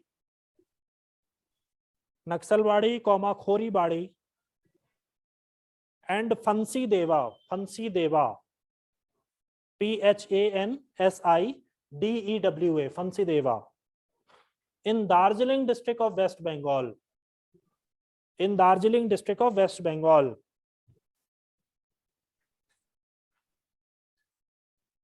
So stop. Jotedas retaliated immediately.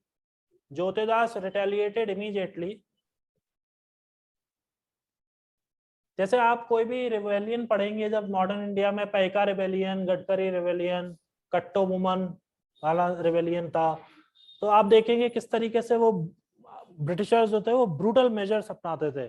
कोई उनके खिलाफ बोला उसको मार देंगे, उसकी लाश लटका देंगे, ये करते थे इंग्लैंड में, ऋषि सुनक का देश है। इनकी हरकतें थी, ये मार के लाश लटका देना। आज तक मैं समझता हूँ इंडियन गवर्नमेंट ने कभी ऐसा नहीं किया होगा किसी के साथ भी। 1947 में हम आजाद हो गए थे, आज तक किसी को भी नहीं। कसाब को भी बिठा के बिरयानी खिलाई थी भारत सरकार ने कि तुम चिंता ना करो हम देख लेंगे। ये हमारा अप्रोच है। बुरा भी है पर अच्छा भी है, चलो ठीक है, हर किसी को यह मौका दिया जाता है अपनी बात रखने का। मगर लिखिए, Darjeeling district of West Bengal, Jotedas retaliated immediately and killed a sharecropper named Bigul Kisan.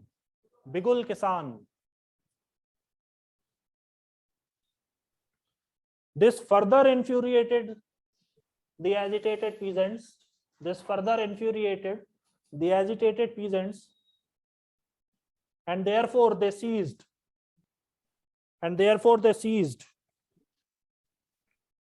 Lands, food grains,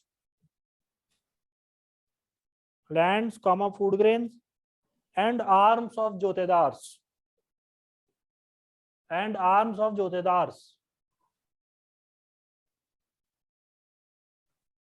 Full stop. Next paragraph. Observing the deteriorating law and order situation.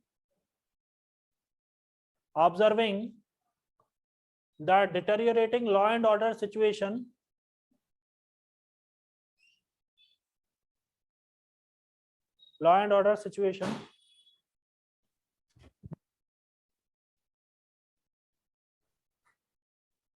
local police took action.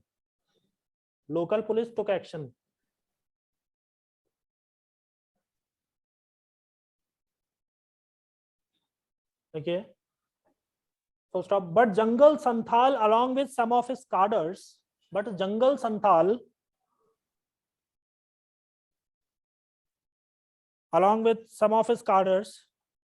killed a police inspector.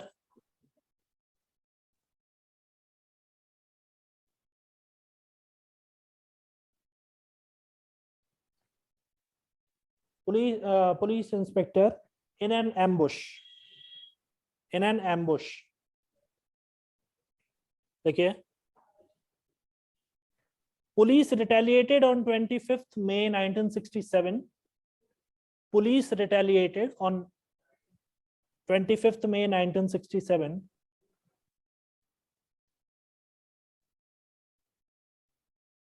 claiming lives of 9 women and 1 child.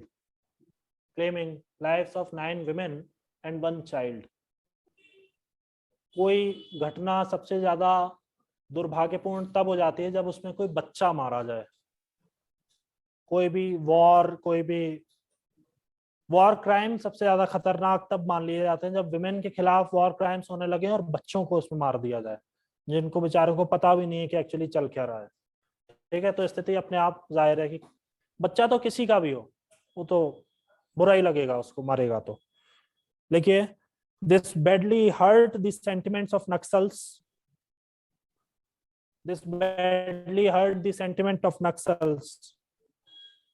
And they launched a full-fledged war against the state. आपके शब्द ऐसे होने चाहिए जो clear भी हो और जो आपका इंटेंट क्लियर करते हो. ठीक है, जो लोग आंसर लिख रहे हैं, थैंक यू. जो लोग आंसर लिख रहे हैं, मैंने उनको बताया भी है ये वाली बात कि अपनी बात को गोल गोल मत घुमाइए, सीधा बोलिए.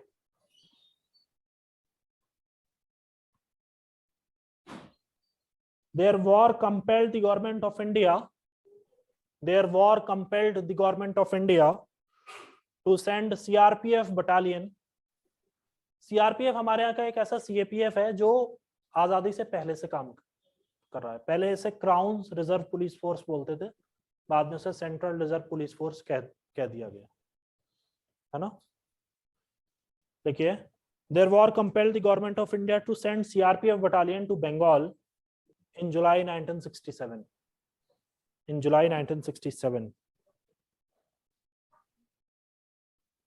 ये सब डिसीजन सेंसेशनल होते हैं. किसी एरिया में RAF तैनात करनी पड़ जाए. RAF जो है वो एंटी रायट विंग है इसकी, CRPF की डॉटर एजेंसी है, रैपिड एक्शन फोर्स. अगर कहीं पे RAF उतार दी गई है, मैदान में तैनात है, इसका मतलब है अब स्थिति बहुत ज्यादा खराब है. यूपी में तो उनके पास एक ऑप्शन है PAC, पर बाकी तो स्टेट्स में PAC है नहीं. एक यूपी और उत्तराखंड 2 स्टेट्स में PAC होती है. तो यूपी वाले तो चलो PAC से मैनेज कर लो. PAC बहुत बुरा मार लगाती है, बहुत ही भयानक तरीके से मारती है. वो सारे दंगे कंट्रोल कर देते हैं 2 दिनों के अंदर, बस उनको लगा दो वहां पे. पर अदर स्टेट्स में फिर RAF की जरूरत पड़ती है क्योंकि उनके पास PAC जैसा सेटअप नहीं है. PAC की एक खास बात है, उसमें एक कम्युनिटी के लोग नहीं कभी तैनात किए जाते हैं. वो दंगा रोधी दल है, ये उसकी खास बात है. लिखिए, they struck down Naxal cadres like a thunderbolt.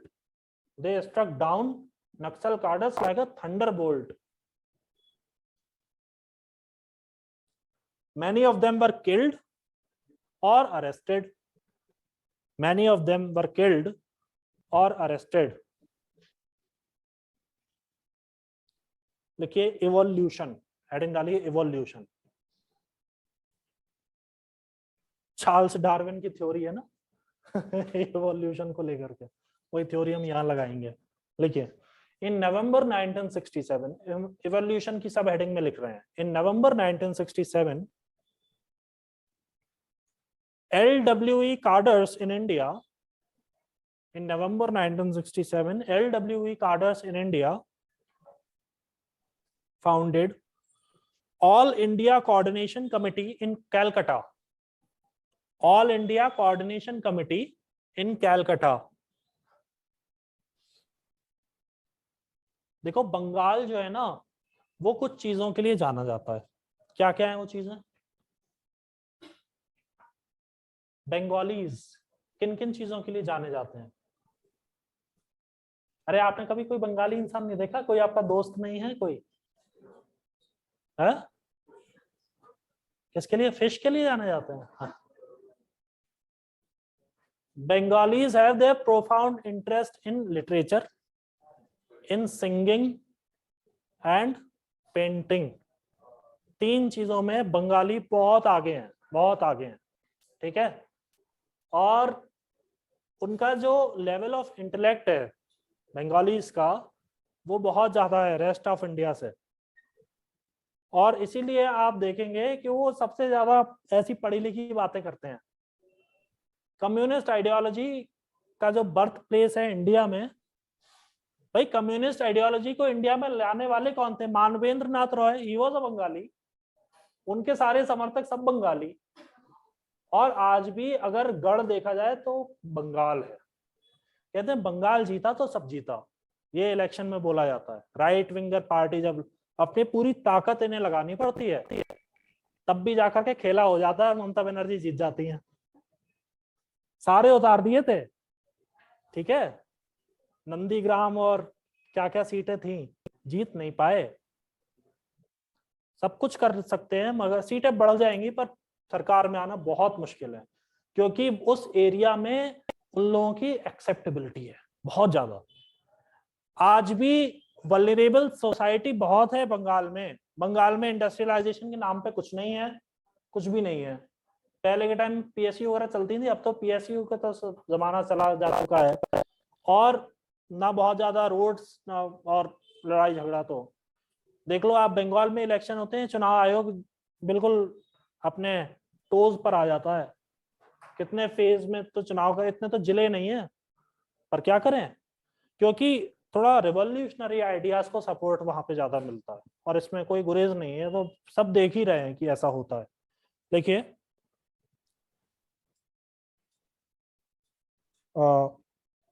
next year in 1968 it was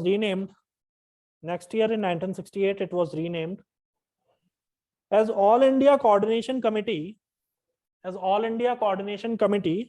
of Communist Revolutionaries. All India Coordination Committee of Communist Revolutionaries. जैसे आप देखिए केरल जीतना बहुत मुश्किल हो जाता है। पॉलिटिक्स की बात नहीं है ये, मैं तो वैसे सीधे से आपसे बोल रहा हूँ। मतलब अगर जैसे अपने राइट विंग पार्टीज में गिना जाता है किन लोगों को, बीजेपी और उनके घटक दल, एनडीए के जितने भी जो कोलिशन में गवर्नमेंट चलती है, जो भी पार्टी बीजेपी को सपोर्ट करती है, सरकार में है, ऐसी आइडियोलॉजी वालों के लिए केरल में जीतना बड़ा मुश्किल है। सब कुछ कर लेते पर केरल में नहीं जीत पाते, क्योंकि ये जो लेफ्ट विंग और right wing they are poles apart in their ideology. सब जगह जीत जाते हैं पर बंगाल जीतना और केरल जीतना बड़ा मुश्किल है भाई इनके लिए। सिमिलरली तमिलनाडु में बहुत इन्फ्लुएंस है, वहां पर भी नहीं जीत पाते हैं। ठीक है, और अदरवाइज देख लो तो आंध्र प्रदेश है, तेलंगाना है और कर्नाटका है, उसमें जीतने में वो उतनी प्रॉब्लम नहीं होती है, सीट भी अच्छी खासी आ जाती है। पर केरल में तो नहीं हो पाता, क्योंकि पलक्कड़, वयनाड और एक और जगह है, वो आज भी गढ़ हैं एलडब्ल्यूई के, लेफ्ट विंग एक्सट्रीमिज्म के। वयनाड से तो सांसद जी हैं, भारत जोड़ रहे हैं। लिखिए AICCR had four ideological aims. AICCR had four ideological aims. First, protracted people's war in accordance with Maoism.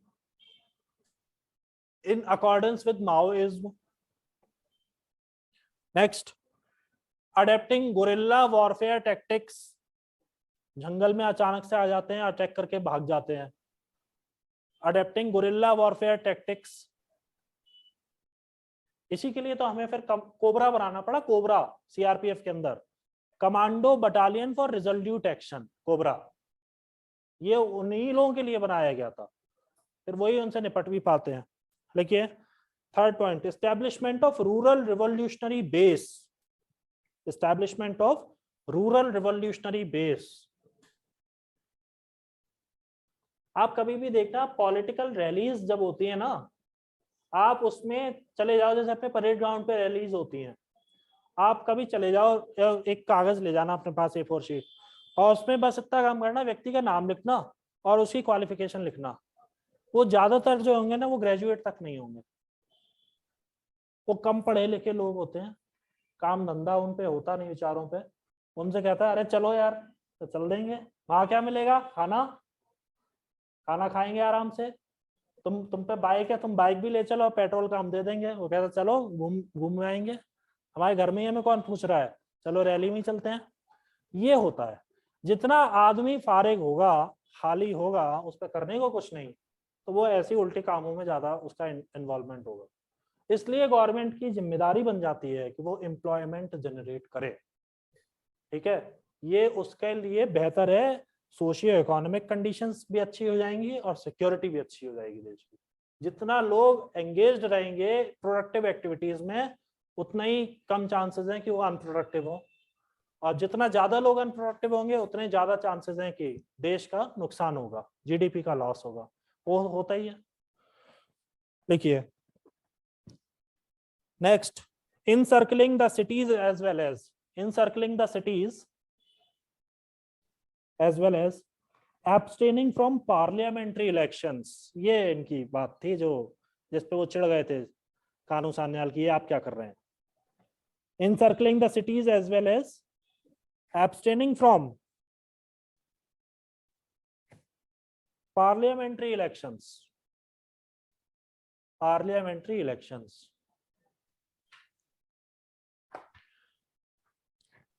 देखिए next paragraph. On 22nd of April 1969,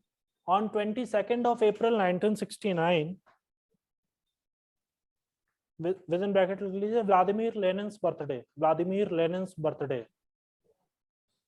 Russia में देखिए व्लादिमीर नाम बड़ा कॉमन है.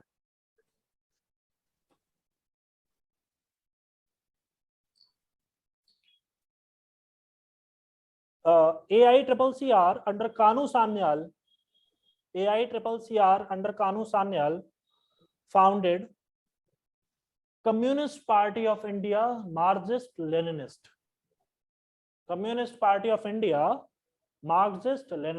मैंने आपको बताया कम्युनिस्ट पार्टी ऑफ इंडिया 1964 में टूटी थी, उससे CPI-M बना था. पर CPI-M जो है वो पॉलिटिकल एक्टिविटीज में पार्टिसिपेट करने लगा था, जो कानू सान्याल को बिल्कुल पसंद नहीं आया. उन्होंने कहा हम तो एंटी एस्टेब्लिशमेंट है, हम तो विप्लव करेंगे. वो सरकार के बाहर रहना चाहते थे, तो उन्होंने 1969 में अपना एक अलग से पार्टी बना ली. That was the communist party of India Marxist Leninist. लिखिए on Maoist ideology.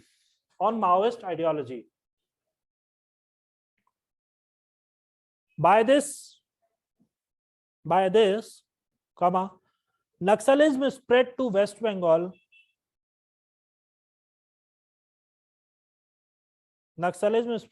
Bengal. Odisha, Bihar and Andhra Pradesh. तब का आंध्र प्रदेश, आज आंध्र और तेलंगाना दोनों काउंट किया जाएगा. बिहार एंड आंध्र प्रदेश. एक जगह पड़ती है रामगुंडम तेलंगाना में, मंचरियल, रामगुंडम, सिरपुर, कागज नगर, आपने तो गए हैं? ट्रेन से नहीं जाते? ट्रेन से नहीं जाते उस रूट पे? ओके। अरे भाई सिकंदराबाद वाला जो रूट है हैदराबाद का, उस पे ये सब स्टेशन पड़ते हैं। एक जगह पड़ती है महाराष्ट्र में, वो कौन सा, देखिए बल्हार शाह स्टेशन के पास में एक दूसरा जगह पड़ती है, वो पूरा एरिया लेफ्ट विंग एक्सट्रीमिज्म में आता था। गढ़चिरौली भी नहीं, Gadchiroli is in Maharashtra, but वो एक जगह अलग है। बहुत मतलब वहाँ पे इतनी ज्यादा एक्टिविटीज होती थी इनकी, अब तो बहुत कब्जे में कर लिया है गवर्नमेंट ने। मतलब बस वहां पे सीआरपीएफ को कभी भी अटैक हो जाएगा, किसी भी टाइम पे। उनके पास आईईडी है, इम्प्रोवाइज्ड एक्सप्लोसिव डिवाइस, वो फटते थे।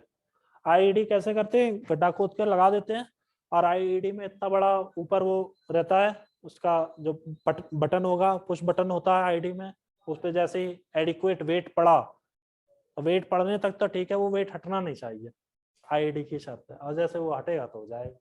है देखिए आंध्र प्रदेश, देखिए 1970 Charu Majumdar had written a book, भाई पढ़े लिखे व्यक्ति थे। In 1970, Charu Majumdar had written a book named Murder Manual. Written a book named Murder Manual, through which he presented before public.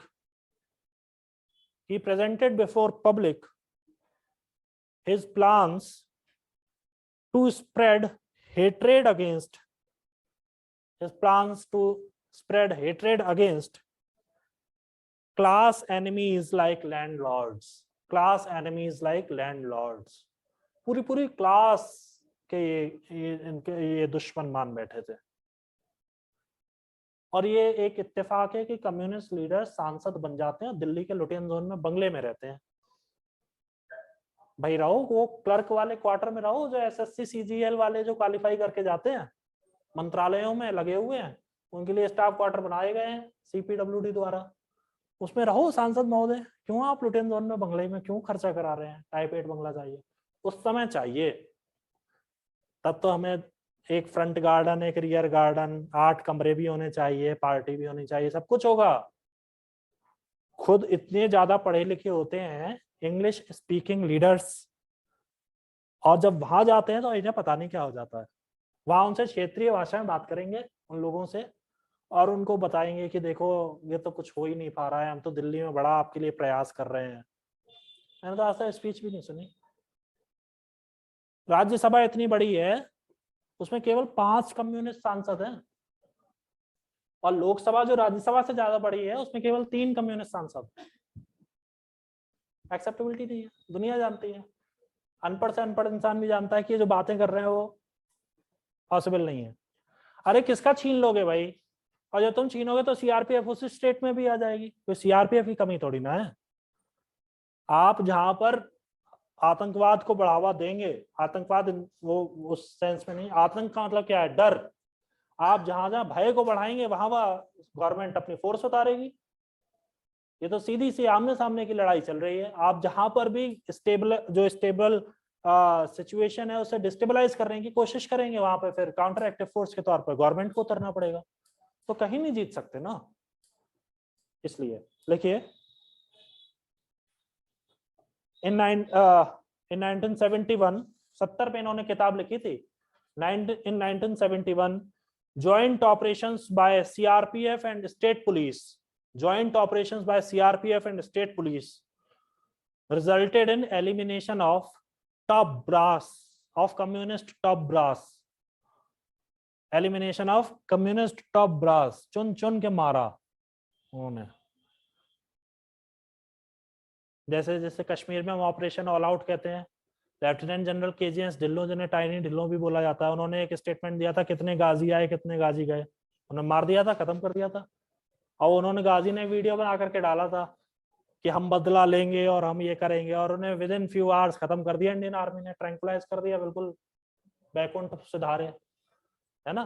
तो अगर आप उस स्टेट को चैलेंज करेंगे, देखो आपकी जितनी लिमिट है उस से कहीं ज्यादा लिमिट गवर्नमेंट की है।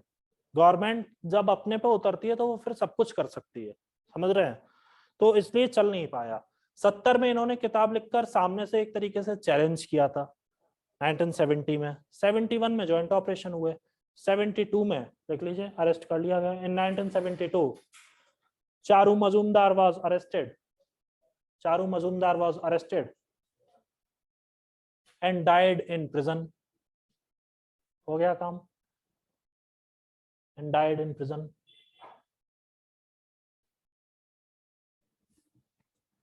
देखिए अब डेथ हो गई, अब क्या करेंगे? जो जो लीडरशिप थी वो तो अचानक से, भाई उनको अरेस्ट कर लिया गया, फिर उनके मरने की खबर आई, क्या करें? जो यहाँ से वो CPI-ML चल रही थी वो तो लीडर लेस हो गई, अब कुछ तो करना पड़ेगा। तो 1974 में इन्होंने अपने आप को रिफॉर्म किया। रिफॉर्मेशन में क्या हुआ, उन्होंने एक अपनी जिद को छोड़ दिया। बोले अब हमें भी लगता है, अब उन्हें भी एहसास हो गया था कि अब गवर्नमेंट ज्वाइन करनी पड़ेगी, अब पॉलिटिक्स हमें भी करनी पड़ेगी। तो जैसे ट्रेड यूनियनिज्म है, स्टूडेंट पॉलिटिक्स है, अब मेन स्ट्रीम पॉलिटिक्स में उतरना पड़ेगा तब जाकर के, या प्रेशर ग्रुप के तौर पर काम करना पड़ेगा। अगर हम पॉलिटिकल पार्टी भी नहीं बनाते तो हमें प्रेशर ग्रुप बनाना पड़ेगा। देखिए इन 1974 CPI Marxist-Leninist stood again as a CPI-ML liberation,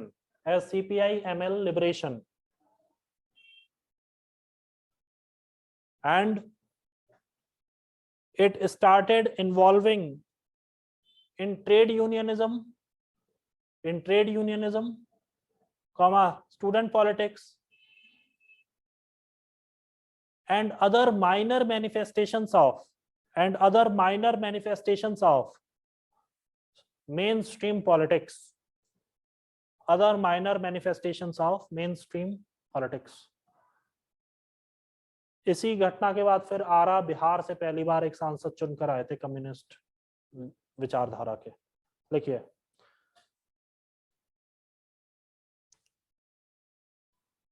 इन 1975, देखिए जिस साल इमरजेंसी लगी थी, इन 1975 विद इन ब्रैकेट लिख लीजिए the year in which emergency was imposed. और इमरजेंसी में डिक्लेयर्ड मत लिखा करो, इम्पोज्ड लिखा करो। वो थोपी गई थी, वो घोषित नहीं की गई थी, वो थोप दी गई थी आधी रात में रेडियो पे मैसेज दे करके कि भारत के राष्ट्रपति महोदय ने आपातकाल की घोषणा की है, इससे आतंकित होने की कोई आवश्यकता नहीं है। ये प्रधानमंत्री ने कहा था। अरे आप सबको पूरे में आपने फौज लगा दिया, आतंकित होने की जरूरत क्यों नहीं है? अच्छा खासा ऑर्डर जो है वो डिस्टेबलाइज हुआ जा रहा है। अभी यहाँ पे ट्रैफिक रुक जाए, फौज आकर के खड़ी हो जाए तो आप आतंकित नहीं होंगे मन में कि क्या होने वाला है? अब वो कह रहे थे आतंकित होने की कोई जरूरत नहीं है। लिखिए हमारे यहाँ जब कोविड हुआ था ना, पैसे बहुत क्रंच हो गया था, फंड सेंट्रल गवर्नमेंट के पास 20 लाख करोड़ रुपए खर्च हुआ गवर्नमेंट ऑफ इंडिया का, जो पैकेज बना था उसका कोविड वाला, बहुत जबरदस्त तरीके से पैसा बह रहा था, पर गवर्नमेंट ने फाइनेंशियल इमरजेंसी नहीं लगाई। उन्होंने कहा एक दिन का सब लोग छोड़ेंगे, फिर बाद में फिर एक दिन का छोड़ देंगे, इस तरीके से करके नोटिफिकेशन पास हो रहे थे। बट गवर्नमेंट ने ये नहीं कहा फाइनेंशियल इमरजेंसी है, क्योंकि कुछ वर्ड्स ऐसे होते हैं जो जिनका सेंसेशनल होते हैं, उनकी जो झंझनाहट होती है वो कानों में आती है। तो इमरजेंसी लगाने वाले फिर 2 प्रधानमंत्री हो जाते हैं। तो प्रधानमंत्री मोदी इतिहास में अपना नाम गलत अर्थों में नहीं लिखवाना चाहते थे, उन्होंने इमरजेंसी नहीं लगाई, वरना नेशनल इमरजेंसी घोषित की जा सकती थी कोविड के समय में, फाइनेंशियल इमरजेंसी घोषित की जा सकती थी, सब कुछ तो इमरजेंसी जैसा था। ट्रेनें बंद हैं, बसें बंद हैं, स्कूल बंद है, कॉलेज बंद है, कोर्ट बंद है, जो बोलो वो बंद है, और राशन मिल रहा है नपातुला। 2 घंटे के लिए आपको जगह वो एक स्लॉट दिया जाएगा, उतने में खरीद के लाओ। तो टोटल इमरजेंसी तो थी वो, पर उन्होंने इमरजेंसी नहीं लगाई, वरना वो आ जाता रिकॉर्ड में। कागजों से कोई भी लीडर बचता है, ऑन रिकॉर्ड बात नहीं करना चाहता है। लिखिए in 1975 Kanhai Chatterjee founded Maoist Communist Center Maoist Communist Center in Bihar and started rebellious activities. अगर हिस्ट्री को आप लोग एक कहानी के तौर पे पढ़ेंगे तो बड़े लंबे समय तक याद रह सकती है, वरना तो फिर भूल जाते हैं ना लोग। जैसे लोग भूल गए कि शंभूक वध एक असली घटना है। डॉक्टर दिव्य कीर्ति ने बोल दिया, उनसे लड़ने के लिए खड़े हो गए कि शंभूक वध पे आप क्या बात कर रहे हैं। अरे भाई वो तो लिख के चले गए जो लिखने वाले थे। दिव्य कीर्ति अपने मन से थोड़ी ना बोल रहे हैं, तो लिखा हुआ है, उन्होंने दिखा दिया, अब सारे चुप हैं, क्या करें। जो अनपढ़ होगा वो डंडे से मारेगा, जो पढ़ा लिखा होगा वो ज्ञान से मारेगा।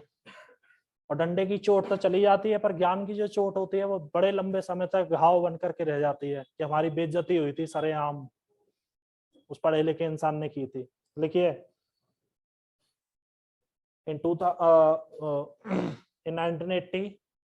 1980 अब इमरजेंसी हट चुकी है। इन 1980 कोंडापल्ली सीतारमैया,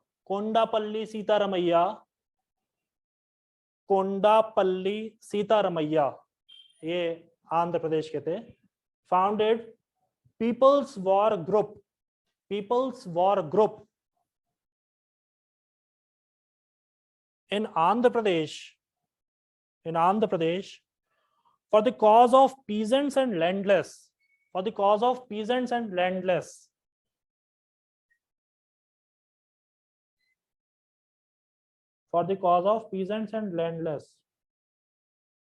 तरुण भाई आप थोड़ा वो उसका प्रैक्टिस करते रहा करिए लिखने का, अपना लैंग्वेज जो है ना, क्योंकि अगर आप उसका पेपर देंगे तो फिर प्रैक्टिस छूटनी नहीं चाहिए, ठीक है। उसका ट्रांसलेशन करना और उसका प्रीवियस ईयर का निकाल लेंगे सभी, तो वैसे तो करेंगे ही उसको, थोड़ा जो क्वालिफाइंग मेंस का जो पेपर होता है उसमें ट्रांसलेशन करना, प्रेसी राइटिंग करना, वो सब, क्योंकि ये सब फिर कुछ फायदा का नहीं है अगर वो क्वालिफाई नहीं हुआ तो, है ना। इतना बड़ा पुल बना दिया, खंबे गाड़ दिए और जो है उस पर गार्डर बिछाना भूल गए, तो फिर आर पार कैसे जाओगे, वो वाली बात है।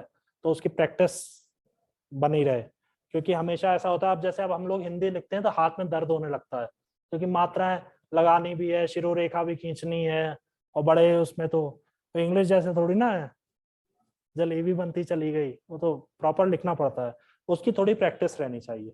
लिखिए, PWG launched attacks on landlords, upper caste leaders and politicians.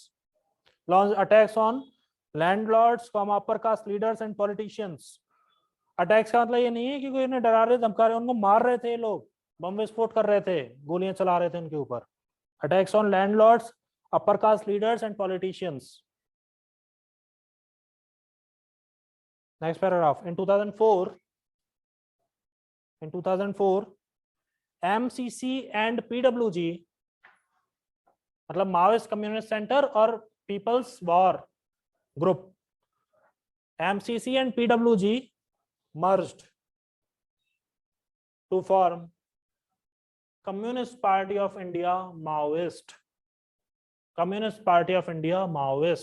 फिर से बोल रहा हूं, कंफ्यूज नहीं हो जाएंगे मार्क्सिस्ट और माओइस्ट में। देखिए, the aim of Maoists is to establish a new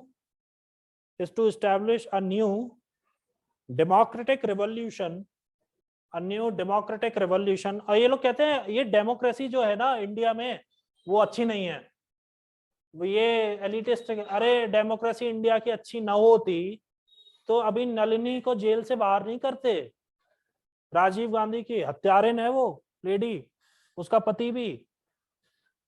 आज ही हिंदू में फोटो छपी है, वहां पे साउथ में किसी डिस्ट्रिक्ट के वो कलेक्टर साहब उनसे मिलने गए श्रीलंकन से जो बंद है उनके स्पेशल कैंप में। कलेक्टर ने उनसे पूछा आप ठीक हैं, कोई परेशानी तो नहीं है, और उनको बताया कि अगले 10 दिनों में हम आपको जो है श्रीलंका भेज देंगे। ये है डेमोक्रेसी हमारे यहाँ की। पूर्व प्रधानमंत्री के हत्यारों से मिलने कलेक्टर जा रहा है, और क्या चाहिए डेमोक्रेसी के नाम पर।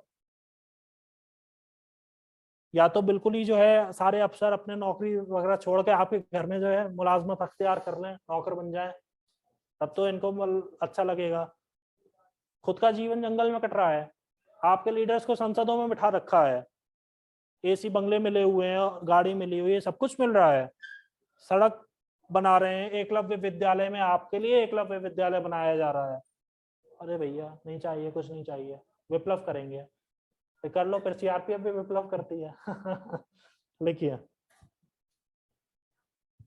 मुझे बस केवल इस बात का दुख होता है ना कि किसी एक व्यक्ति के सिरफिरेपन की वजह से वो निर्दोष जवानों को अपनी जान गंवानी पड़ती है, और केवल एक जवान नहीं जाता, पूरा परिवार बिखर जाता है पीछे से। कुछ कुछ घर परिवार तो ऐसे जिनमें वो एक ही लड़का कमाने वाला होता है, और बड़े यंग एज के जो लड़के होते हैं उनको वहां पे जंगलों में ड्यूटी पे, कोबरा वगैरह में तो बहुत कम एज के लोग होते हैं, उसमें वो जब उनकी शहादत होती है तो परिवार बिखर जाता है। तो केवल आपके इस पागलपन की वजह से कि हमें आजादी चाहिए या हमें जो भी कुछ चाहिए, आपको सब सब मिल रहा है फिर भी चाहिए, उसमें कोई अपनी जान क्यों गवाए? और जब इतना हो रहा है तो फिर हम आप पे दया क्यों करें? ये वाली बात आ जाती है। लिखिए, after the formation of after the formation of CPIM को आप माओइस्ट कर लो, एम के आगे पूरा लिख लो, CPI Maoist, comma, Naxal violence is on the rise, Naxal violence is on the rise.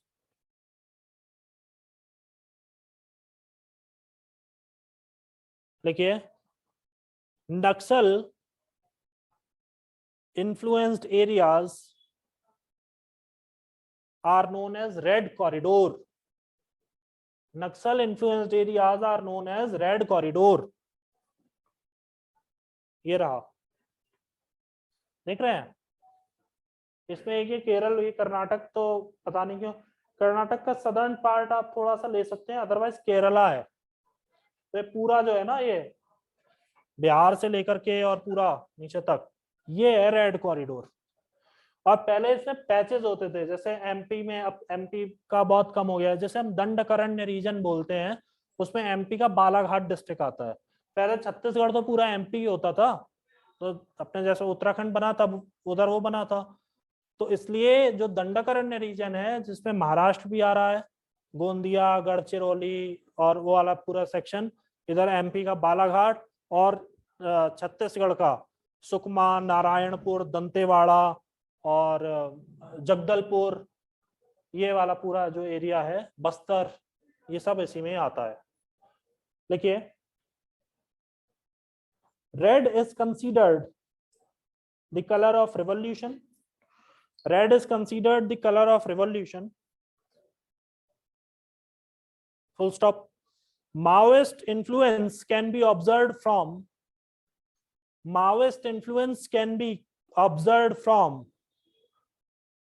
Tirupati to Pashupati, from Tirupati to Pashupati, Seshachalam के जंगलों से लेकर के नेपाल तक नक्सलवाद फैला हुआ है। ये कहने की बात है, शेषाचलम के और साउथ में भी है, केरल तो डीप साउथ हो गया ना, शेषाचलम तो काफी ऊपर रह गया। लिखिए, but the focal point is Dandakaranya, but the focal point is Dandakaranya in Chhattisgarh, Maharashtra and MP, in Chhattisgarh, Maharashtra and MP. Dandakaranya region जो है वो छत्तीसगढ़, महाराष्ट्र, एमपी को लेकर के बना है। देखिए, presently CPI Maoist is banned under UAPA 1967. CPI Maoist is banned under UAPA 1967. So मैं इस क्लास को आज यहाँ पर रोक रहा हूँ, 8 बज गए हैं। हम UAPA 1967, आगे के जो हमारे टॉपिक्स हैं इसमें हम पढ़ेंगे कि इनका एक्सटेंट कितना है, कौन सा एरियाज में अभी ये फिलहाल में है, रीजंस क्या क्या हैं, क्यों बढ़ रहा है लेफ्ट विंग, चैलेंजेस क्या हैं, इनकी फंडिंग कैसे होती है, और लिंकेज क्या है मिनरल बेल्ट एरियाज में और लेफ्ट विंग एक्सट्रीमिज्म में। ठीक है, इसके अलावा हम ये पढ़ेंगे कि ऑपरेशन ग्रीन हंट क्या था जब सीआरपीएफ ने मारना शुरू किया, सेल्वा जुडुम किसे बोलते हैं, जो एक मोरालिटी पुलिस है, सेल्वा जुडुम, जो वहीं के लोगों की है कि हम नक्सलियों को हम खुद ही मार देंगे, ठीक है। और इसके अलावा क्या हमें आर्मी डिप्लॉय कर देनी चाहिए, इस बात को हम देख लेंगे। And the last will be the urban Naxal, जो आजकल अपनी बड़ी जड़ें गहरी कर रहे हैं, ठीक है। तो ये सब कुछ हम कल नहीं मीन्स नेक्स्ट क्लास में, और कोशिश करूंगा मैं इस एक में, वरना 1.5 क्लास लगेगी तो हो जाएगा। Thank you so much, take care.